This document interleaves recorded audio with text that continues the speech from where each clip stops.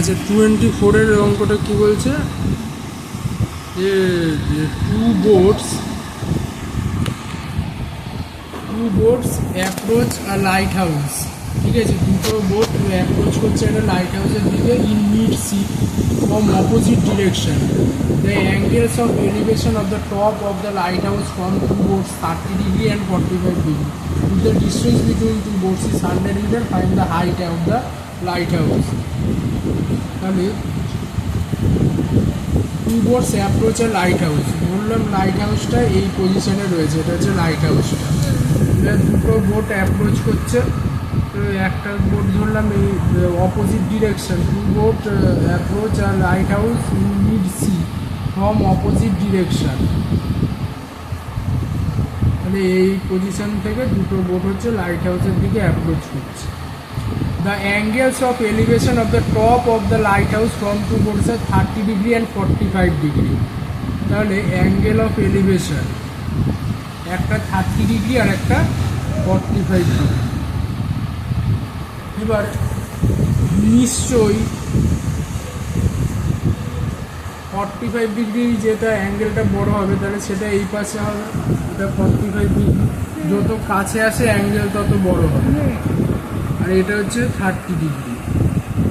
এবার আমি এটাকে এ, এটাকে বি, এটা সি, এটা ডি নাম দিলাম। এবার আমাকে বার করতে হচ্ছে if the distance between two boats is 100 metre.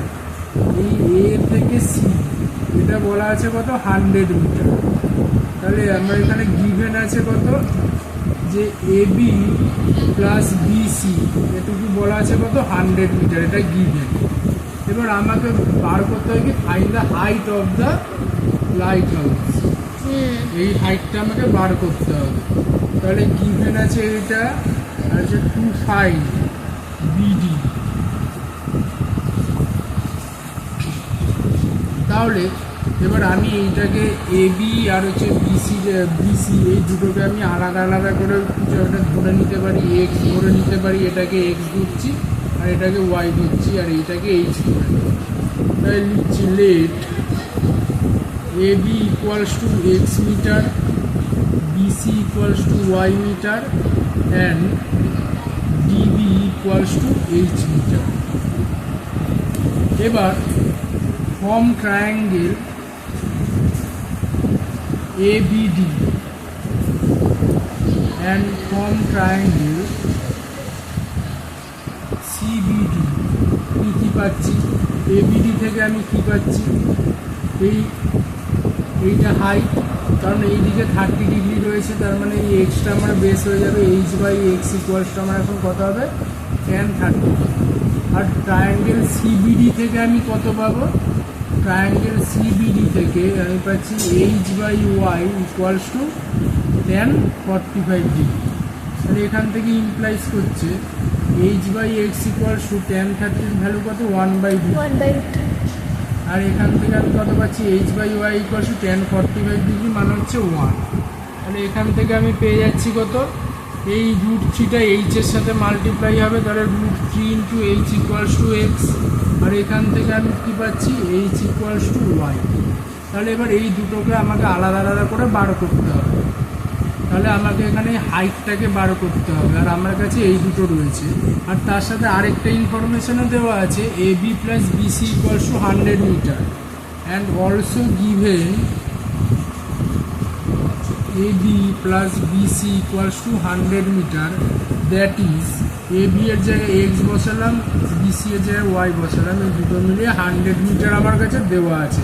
তাহলে আমি যদি এখন এই ইকুয়েশনটা আর এই ইকুয়েশনটাকে যদি প্লাস করে দিই, এটাকে 1 নাম দিলাম, এটাকে 2, এটাকে 2 নাম দিলাম, এটাকে 1 নাম দিলাম, তাহলে adding equation 1 and equation 2 we get কি পাচ্ছি, তাহলে √3h plus h equals to X plus Y.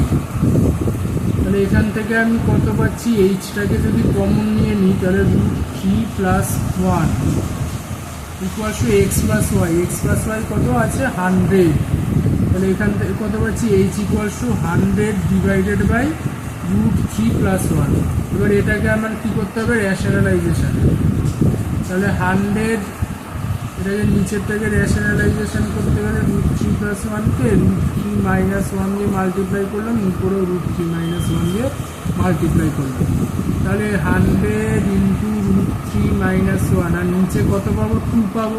এটাকে কেটে দিয়ে 50 হয়ে গেল। তাহলে এই লাইট হাউসের হাইটটা কত বললাম? 50 হোল ইন্টু √3 - 1।